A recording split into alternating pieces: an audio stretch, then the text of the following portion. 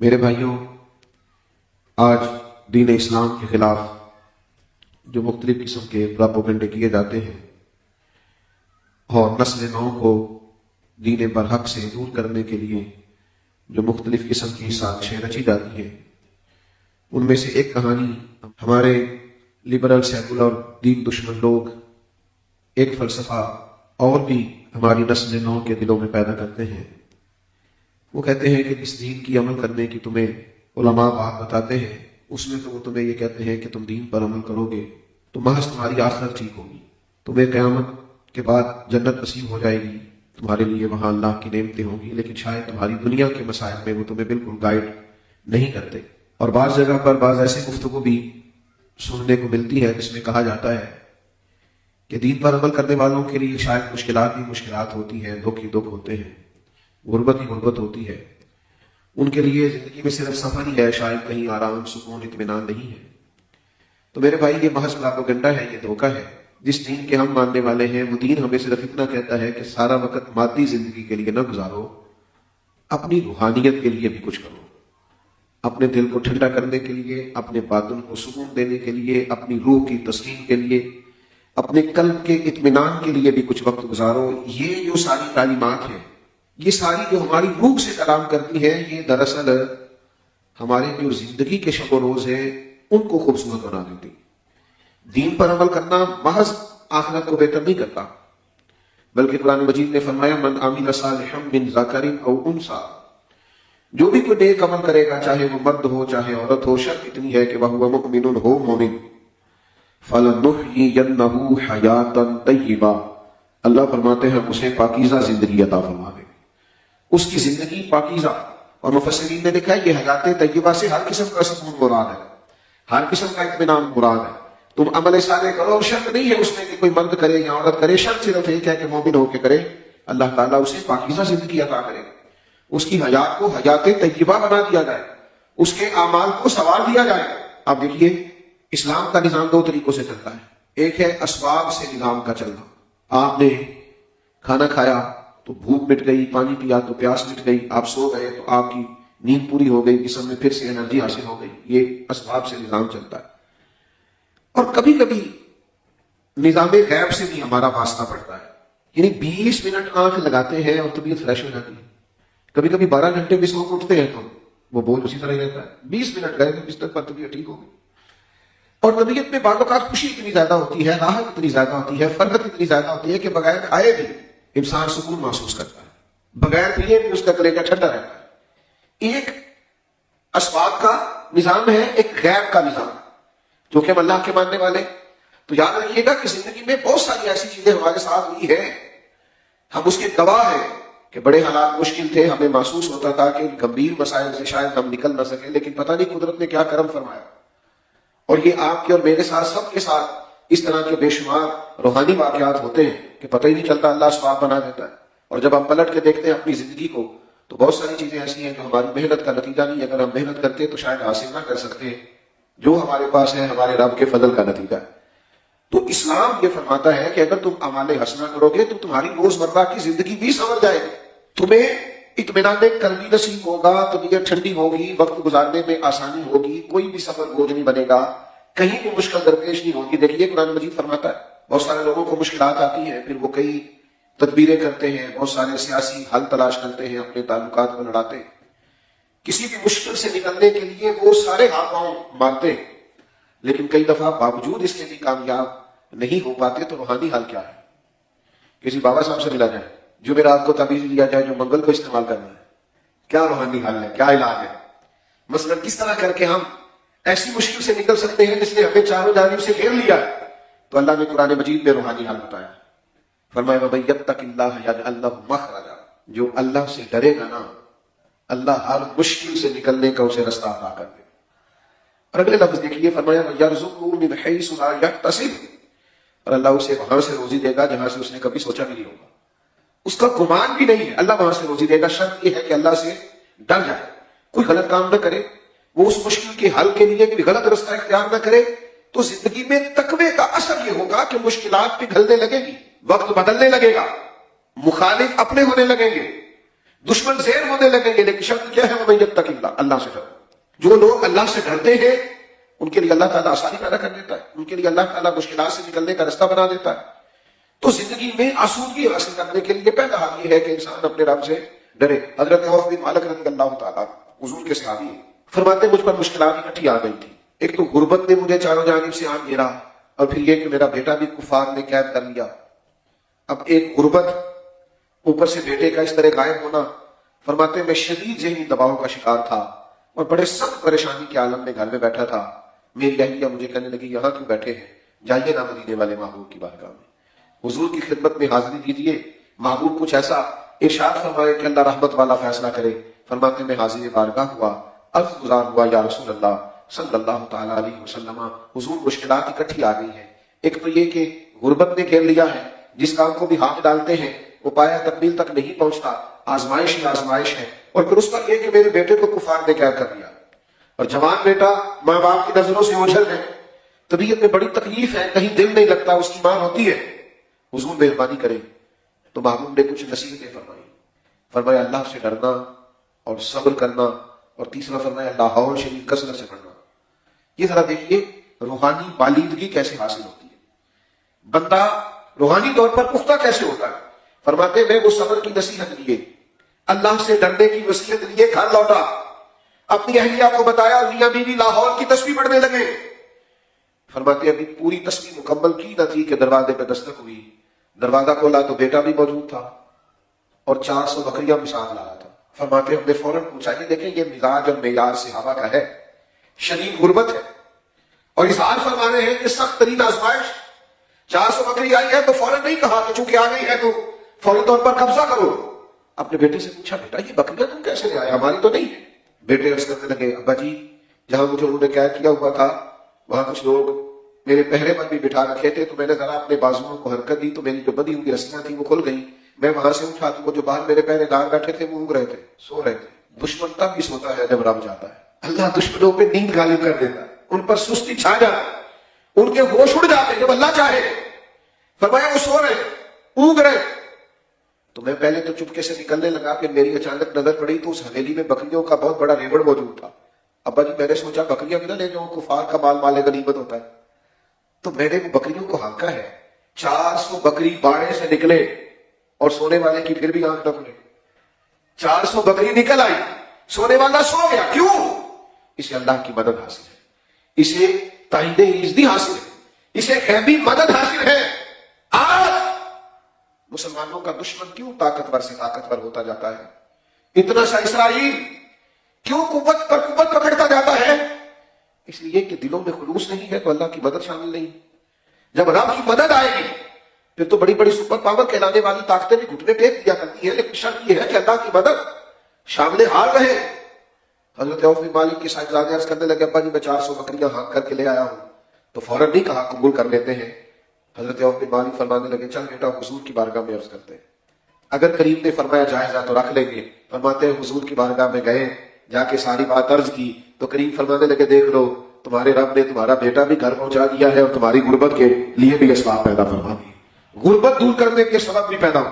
تو بھائی روحانی زندگی کی طرف بھی بڑھے، خوب محنت کریں، خوب جدوجہد کریں، خالی تسبیحات نہ پڑھیں، لیکن یہ کہ یہ بھی نہ ہو کہ آپ صرف اور صرف کاروبار ہی کرتے جا رہے ہیں اور آپ نے مشینی زندگی بنا لی ہے اور آپ کا سارا وقت ہی کمرشل نظام میں گزرتا ہے، آپ وہی کام بھی کرتے ہیں تو آپ کے ذہن کے اندر کاروباری نظام رہتا ہے، مجھ سے ناراض نہ ہونا۔ غریبوں کو زکات بانٹنی ہوتی ہے تو وہ بھی لوگ سیاسی بنیادوں پر بانٹتے ہیں، وہ بھی دیکھتے ہیں کہ کون میرے کتنے کام آتا ہے اور کس طرح کہاں کہاں میں کل کوئی لوگوں کو کام پہ لا سکوں گا، تو اس ترتیب سے لوگ وہ فرائض نہیں ادا کرنے ہوتے۔ خدا را کچھ تھوڑا سا اپنی روحانی زندگی کی طرف آئیے، کچھ تھوڑا سا اپنا وقت ادھر لگائیے۔ ایک بڑا شوق ہے آج کل نوجوانوں کو، وہ ہے مشہور ہونے کا شوق، معروف ہونے کا شوق، پاپولر ہونے کا شوق۔ چلیں ایک بات اور کہتا ہوں، فیمس ہونے کا شوق۔ چلیں شاید آپ کو نہ ہو، آپ مسکرا کے مشکوک نہ کریں مسئلے کو، آپ کی نہیں بات کر رہا، کسی کی کر رہا ہوں میں۔ لائک کا شوق اور زیادہ ویوز کا شوق اور جناب اس کا یہ شوق لگ گیا لوگوں کو۔ یہ کبھی ان سے پوچھ کے دیکھیں آپ جو زیادہ مشہور ہیں، ان سے پوچھنا جو زیادہ پاپولر ہے، جن کا جی چاہتا ہے کہ وہ رو کے سجدہ کریں اپنے رب کے حضور اور رو کے دعا مانگیں، تو اپنے آنسوؤں کو اس لیے روک لیتے ہیں وہ لوگ کہ ان کی آنسو کی سوشل میڈیا پہ دکھیں، پیر صاحب رو پڑے، آنکھوں میں آنسو آ گئے۔ آج بڑی درد والی محفل، وہ چیزیں جو محض اپنی بخشش کے لیے، जो महज अल्लाह को राजी करने के लिए, ये शोहरत का मसला है कि उन चीजों को भी सेल किया जाता है, उनको भी जरिया बनाया जाता है हुसूल शोहरत का। खुदा जरा मौला अली शेर खुदा का ये फरमान तो सुनो। हजरत मौला अली फरमाते हैं, उसे मुबारक हो जिसे थोड़े लोग जानते हैं, उसे मुबारक हो जो कम लोगों में जाना पहचाना जाता है। नबी पाक की बारगाह के सामने से एक शख्स गुजरा, नौजवानों गौर करना, तो लोगों ने कहा फलां फलां फलां आदमी जा रहा है। थोड़ी देर के बाद एक और शख्स गुजरा, तो हुजूर ने फरमाया ये कौन है? अर्ज की हुजूर ज्यादा लोग नहीं जानते। तो बाबू फरमाने लगे तबसरा क्या है तुम्हारा? अर्ज की हुजूर वो जो शख्स पहले गुजरा था बड़ा मारूफ है, किसी को कोई हुक्म देगा तो लोग बात मानेंगे, कहीं पैगामे दिखा देगा तो रिश्ता मिल जाएगा, कहीं दोस्ती करना चाहेगा तो लोग हाथ बढ़ाएंगे। लेकिन ये जो शख्स गुजरा है ना, अभी सादा सा, गरीब सा, झुकी हुई नजरें, और महफिल में पीछे बिठा दिया जाता है, इसके आने पे नारा भी कोई नहीं लगता, इसका प्रोटोकॉल भी कोई नहीं, वो शोहरत से बचने वाला पीछे पीछे रहता है, जी चाहता है सारी गजलें उस प्यारे के नाम करे। या रसूलल्लाह, इसको कोई ये कहीं पैगामे निकाह भेजे तो लोग रिश्ता ना दे, कहीं दोस्ती का गोया हाथ बढ़ाए तो उस तरह करके इसके साथ लोग ताल्लुक ना बनाना चाहे। हुजूर ये गैर मारूफ है, वो बड़ा मारूफ है। अल्लाह के महबूब अलैहिस्सलाम फरमाने लगे अगर उस तरह के मशहूर लोगों से दुनिया भर भी जाए तो अल्लाह को परवाह नहीं, रब तो उनसे ज्यादा प्यार करता है, मोहब्बत करता है जिनकी तरफ उंगलियों से इशारे नहीं किए जाते। मैं ये नहीं कहता कि हर मशहूर आदमी दुरुस्त नहीं होता, मैं आगे जाके बात करने लगा, लेकिन वो शोहरतें जिनके लिए हमारे बातन बचलते हैं, वो सियासी बुनियादों पर नहीं हुई शोहरतें, और वो बड़े तरीके से हासिल की हुई हमारी शोहरतें, वो किसी वक्त पे जाके हमारे लिए बड़ी खतरनाक साबित होती है, बड़ी मुश्किलात में मुब्तला कर देती है। हाँ, अगर मशहूर होने को दिल चाहे तो उसके लिए महंगा कैमरा ना खरीदो, अगर जी चाहे कि मेरी बड़ी शोहरत हो जाए तो उसके लिए मशहूर आदमी के साथ फोटो बनवाने के लिए ना तड़पो। अगर ख्वाहिश पैदा हो ही जाए कि मेरा भी बड़ा नाम हो, मेरे भी बड़े तज़किरे हो, मैं भी जाना जाऊं, मैं भी पहचाना जाऊं, मेरे आने पर भी लोग खड़े हो जाएं, तो रब फरमाता है उसके लिए भी नेक अमल करो। फिर तुम्हें नई शोहरत इख्तियार करनी पड़ेगी, तुम्हारा रब लोगों के दिलों में तुम्हारी मोहब्बत पैदा फरमा दे। अल्लाह करे आपको मैं समझा सकूं।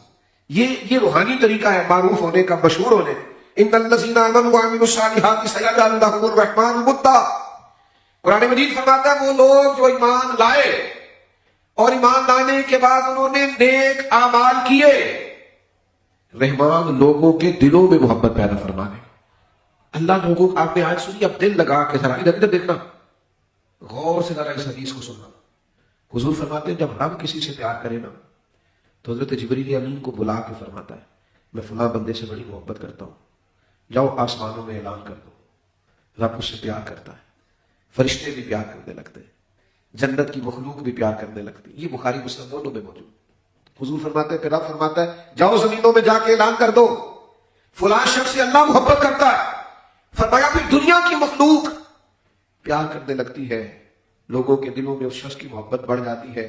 दिल पे हाथ रख के बताना कोई रिश्तेदारी है दाता लिए मेरी से, कबीले का नाम आता है दाता साहब के, उनके वालिद का नाम बहुत सारे लोगों को नहीं आता, तारुफ नहीं लोग जानते, ढेर सारे लोग तारीख पैदाइश नहीं जानते, लेकिन लोगों के उर्स साल में एक दफा होते हैं। दाता साहब रोज उर्स होता है, जम जाओ उर्स हो रहा है, ख्वाजा जुबैर का रोज उर्स होता है।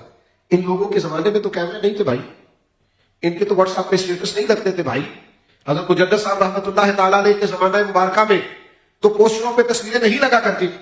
आला हज़रत बरेलवी रहमतुल्लाह अलैह के दौरे मुबारक में तो ये मारूफ होने के मुरब्बत तरीके नहीं थे, लेकिन वो शोहरतों को उरूज कैसे मिला, कायनात किस तरह इनके लिए खिंची हुई चली आई। तो आओ रूहानी जिंदगी में आओ, अल्लाह के हुजूर झुको। इस मकसद के लिए ज्यादा तस्वीरें खिंचवाने की जरूरत नहीं, ज्यादा इस्तिगफार पढ़ने की जरूरत है। अगर ये कुर्ब चाहिए तो इसके लिए ज्यादा पोस्टर बनवाने की जरूरत नहीं, अल्लाह को ज्यादा याद करने की जरूरत है। इसके लिए ज्यादा लोगों से मेल मिलाप की जरूरत नहीं, इसके लिए तो ज्यादा सजदों की जरूरत है। तो मेरे अजीज रूहानी जिंदगी की तरफ आए, रूहानी जिंदगी की तरफ आए। करना क्या है?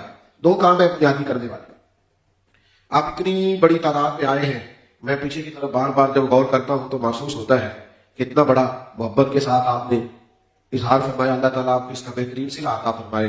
दो काम करने हैं जिंदगी रूहानियत की तरफ बढ़ने के लिए। एक तो अकीदे पक्के रखने। मैंने जो आयत पढ़ी ना उसमें अल्लाह ने फरमाया मन आमिल सालिहन मिन ज़करिन औ उनसा वहुव मुमिनुन फलनुहयिन्नहु हयातन तय्यिबा। जो भी नेक अमल करे, चाहे मर्द हो चाहे औरत हो, एक शर्त है वहुव मुमिनुन, मोमिन हो, अकीदा ठीक हो। اب تو معاذ اللہ تعالیٰ سوسائٹی میں ایسے بھی بیوقوف آ گئے جو الحاد کے قائل ہیں، اللہ کے وجود کا انکار کر رہے ہیں۔ یہ باتیں شروع ہوئی تھی تھوڑے تھوڑے انکار سے، تھوڑے تھوڑے انکار سے، پھر یہ باتیں آگے چلی گئی۔ عقیدوں میں کبھی کمزوری نہ لانا۔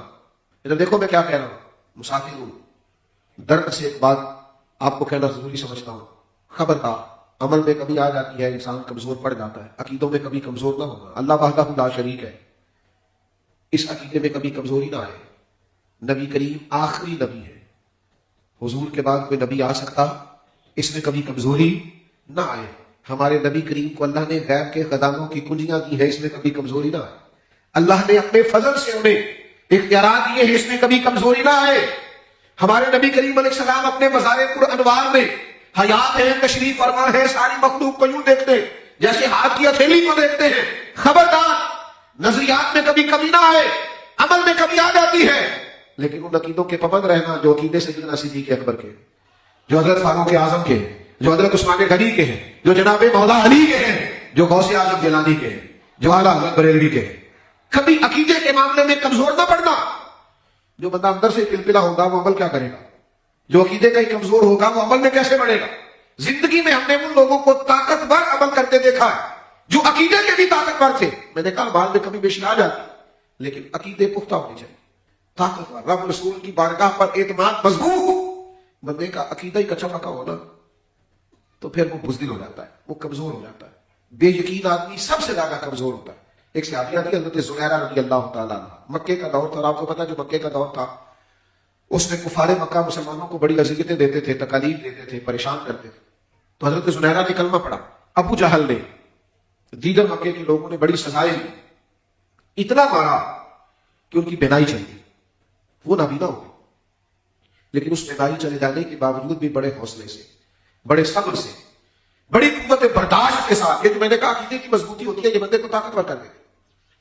بڑے مضبوط عقیدے کے ساتھ وہ خاتون ایمان پر ڈٹی رہی، کوئی انہوں نے شکوہ نہیں کیا، کوئی بات نہیں، اللہ نے جب تک دیکھا چاہا مجھے دکھایا، جب اللہ نے چاہا میری نظر چلی گئی، اس پر وہ قائم نہیں۔ لیکن پھر ایک دن نا کفار نے تانا دیا، مشرکین کی عورتیں کہنے لگی تم نے ہمارے لاکھوں منات بتوں کو چھوڑ دیا ہے، تو دیکھو تمہاری نظر چلی گئی، وہ تمہاری نظر لے گئے۔ تو پھر عقیدے کی قوت بیدار ہوئی، پھر من مچلا، پھر اندر کا مومن جاگا، اور وہ نابینا اور مظلوم مومنہ کھڑی ہوئی، کہنے لگی اتنی جرت نہیں ہے تمہارے لات و منات میں کہ میری آنکھیں لے جائے، یہ میرے رب نے چاہا تو چلی گئی، اور رب نے اگر چاہا تو صبح تک واپس بھی آ جائے۔ بس کہہ دیا ہے نا، ہم نے بول دیا ہے نا۔ عقیدوں کے سچے نکھرے اور ستھرے لوگ جو بات کریں تو ایسا محسوس ہو کہ پہاڑ بھی اپنی جگہ چھوڑنے لگے، جو بولے تو یوں لگے کہ پرندے بھی رک گئے ہیں اور ان کی گفتگو سننے لگے ہیں۔ میں بلبل خوش لہجہ گلزار نبی ہوں، میٹھی میری باتیں ہیں، میں نمک خوار نبی ہوں۔ ان لوگوں کے انداز میں وہ بلبلا، وہ طاقت، وہ جذبہ، پوری قوت ایمانی سے فرمانے لگی اگر رب چاہے گا تو صبح سے پہلے پہلے میری بینائی واپس بھی آ جائے گی۔ صحابہ فرماتے قربان جائے سویرے وہ سو کے اٹھی تو واقعی ان کی بینائی واپس آ چکی تھی۔ عقیدے میں کمزوری نہیں بھائی، آپ طاقتور بنے، آپ مضبوط بنے، آپ فکری طور پر کمزور نہ پڑے۔ یہ کیا بات ہوئی کہ وہ میں نے فلانے کی بات سن لی تھی، وہ فلانا یوں کہہ رہا تھا، وہ فلانا یہ کہہ رہا تھا۔ وہ میرے بھائی آپ اتنے کمزور کب سے ہو گئے؟ آپ تو بڑے طاقتور ہیں، آپ تو بڑے سمجھدار ہیں۔ اگر کسی نے کہا کوئی اشکال پیدا ہوا ہے تو آئیے اہل علم کے پاس، بات کو سمجھیے، اللہ والوں کی خدمت میں آئیے، لیکن یہ الجھاؤ، یہ بے چینی، یہ اضطراب، اس کو نکال دیجیے۔ میں وہ سنی ہوں جمیل قادری مرنے کے بعد، میرا لاشا بھی کہے گا صلاۃ و سلام، اور حشر میں ہوگا ہمارا داخلہ اس شان سے ہم یا رسول اللہ کا نعرہ لگاتے جائیں۔ تو کمزور نہیں پڑے، فکری طور پر طاقتور نہیں۔ دوسری بات روحانیت کی مضبوطی کے لیے یہ ہے کہ نیک اعمال میں دیر نہیں کرنی۔ تاریخیں نہیں دینی کہ بس میں نے رمضان کے بعد نیک ہو جانا ہے، تاریخیں نہیں دینی کہ انشاءاللہ عمرے پہ جانا ہوں اس کے بعد نماز نہیں چھوڑنی، یہ تاریخیں تو نہیں دینی۔ نیک اعمال کرنے ہیں تو فاستبقوا الخیرات، اللہ کہتا ہے پھر سبقت لے جاؤ نیکیوں میں، ایک دوسرے سے آگے بڑھو۔ اگر روحانی ترقی چاہتے ہیں، باطنی طور پر طاقتور ہونا چاہتے ہیں، اپنے من کو آباد کرنا چاہتے ہیں، روح کو آباد کرنا چاہتے ہیں، تو پھر میرے عزیز نیکی کے کام میں دیر نہیں۔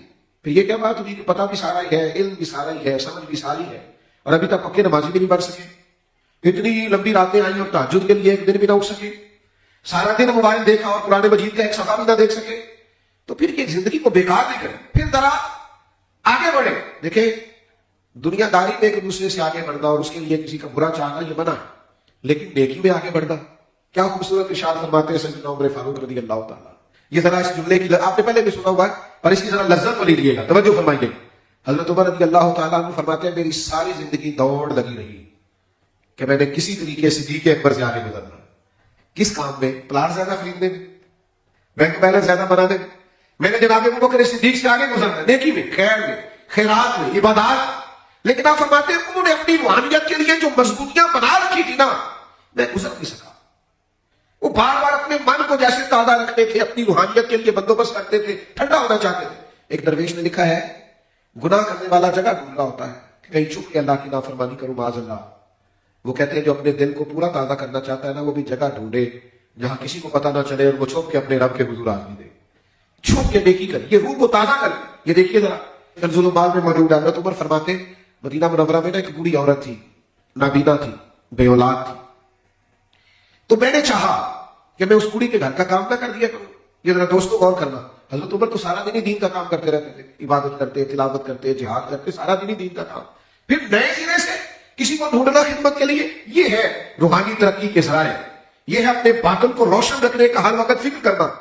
سیدنا عمر فرماتے کہ میں اس کڑی کے گھر چلا گیا، میرے دروازے پہ دستک دی، میں نے کہا اما جی سنا ہے آپ کے گھر میں خدمت کرنے والا کوئی نہیں، تو میں حاضر ہو جایا کروں، ذرا کام کاج کر دیا کروں. تو وہ خاتون فرمانے لگی کہ اللہ آپ کو جزائے خیر دے، ایک عظیم انسان آتے ہیں اور میرے گھر کا سارا کام کاج کر جاتے ہیں. حضرت سیدنا عمر فرماتے ہیں میں ڈھونڈنے لگا، سارا دن بھی انتظار کیا، ساری رات بھی انتظار کیا، بندہ نہیں ملا.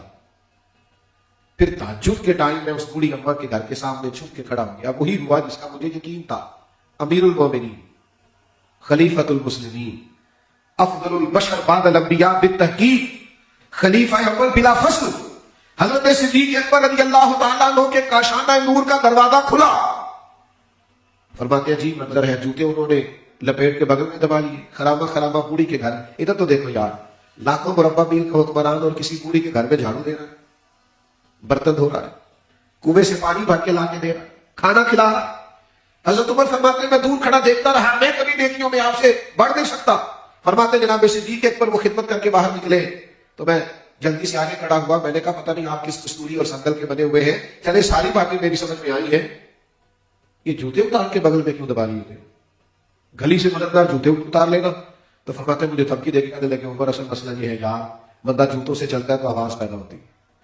تو ہم نے بوڑھی کے گھر میں اللہ کی رضا کے لیے خدمت کر دی ہے، لوگوں کو تو نہیں نہ بتانا کہ ادھر جا. لہٰذا جوتے بھی وہ میرے بھائی ساری زندگی کوشش رہی آگے بڑھنا، آگے بڑھنا، نیکی میں دیر ہے. جو نیکی آپ کے اختیار میں ہے، توفیق حاصل ہے، اس کو کر گزریے. اپنی روحانی ترقی کے لیے بڑا ضروری. اگر آپ نیکی میں تاخیر کریں گے تو ہو سکتا ہے وقت گزر جائے، پھر دوبارہ موقع ہاتھ نہ آئے. کوشش فرمائیں کہ نیکی میں تھوڑی سبقت لی جائے، آگے بڑھا جائے. حضرت انس بن مالک رضی اللہ تعالیٰ عنہ بیان فرماتے ہیں کہ بخاری شریف میں موجود ہے. فرماتے اللہ کے پیارے حبیب صلی اللہ تعالیٰ علیہ وسلم نے نا ہمیں نماز پڑھائی عصر کی. تو آج بڑا ایک انفرادی اور خلاف معقول ہم نے کام دیکھا کہ حضور نماز پڑھا کر کے تیزی سے رخصت ہو گئے. کبھی ایسا ہوا نہیں تھا. بڑی جلدی سے محبوب مسجد شریف سے نکلے اور حجرہ نور کی طرف بڑھ گئے. ہمارے لیے یہ کام بڑا منفرد تھا، پہلے کبھی دیکھا نہیں. فرماتے ہیں بڑے حیران تھے اور ایک دوسرے کے چہرے دیکھ رہے تھے کہ یہ کیا منظر ہے. فرماتے تھوڑی ہی دیر گزری تو محبوب بڑی تیزی سے گئے تھے لیکن حضور واپس آ گئے. سب سے بڑے دنیا میں ماہر نفسیات نبی کریم علیہ السلام ہے. حضور جانتے ہیں ذہنی سطح پر کیا سوال اٹھ رہا ہے، کیا بات ہو رہی ہے، کیوں ہو رہی ہے، اس کا کیا جواب ضروری ہے، کیا دیا جانا چاہیے. فرماتے ہم سوچ رہے تھے کہ حضور نے فرمایا تم سوچ رہے تھے نا میں جلدی سے کیوں گیا ہوں. تمہاری ذہنی سطح پر یہ بات ابھری ہے نا کہ اتنی تیزی سے جانے میں کیا مصلحت ہے، کیا حکمت ہے. تو حضور فرمانے لگے دراصل ہوا یہ کہ صبح میرے پاس کچھ سونا آیا تھا اللہ کے راستے میں بانٹنے کے لیے، سارا میں نے بانٹ لیا. ایک ٹکڑا، ایک ڈلی، ایک اس کا حصہ گھر میں پڑا رہ گیا. ابھی نماز کے دوران مجھے یاد آیا کہ وہ تو پڑا ہوا ہے گھر میں.